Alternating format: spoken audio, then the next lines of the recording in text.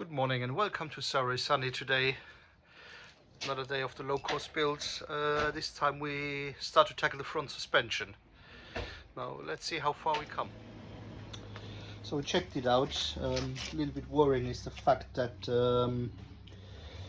one of the brackets sits 2 inch high on the front, and on the rear it sits 1 inch high.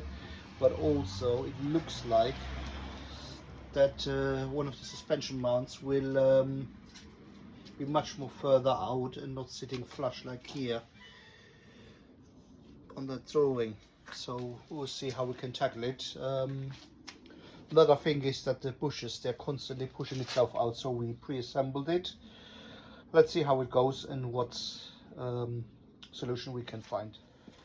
So we just made a jig to put everything roughly in place. Now I bought this wishbone arms a while ago from Rally Design, and by the look of it, it doesn't fit to the chassis, because according to the drawings, all the pictures I've seen, that should be more inwards, so it means that leg should be longer, which isn't.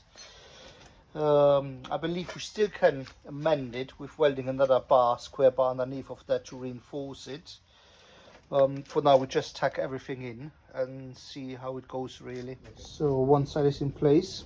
However, the problem is that we can't get the camber right. Maybe we have to put the suspension parts further up, and when we did it according to this drawing, which I have here, which is actually from the 750 Motor Club, but then again the question is, they give you two different measurements, which doesn't make sense. So 235 and 50, and then here they give you 65 and 245 plus a tolerance of 20 millimeters. Doesn't make any sense. Possibly what we have to do is get back to the book, check the book, check more pictures, and go from there. So as usual, we keep you posted.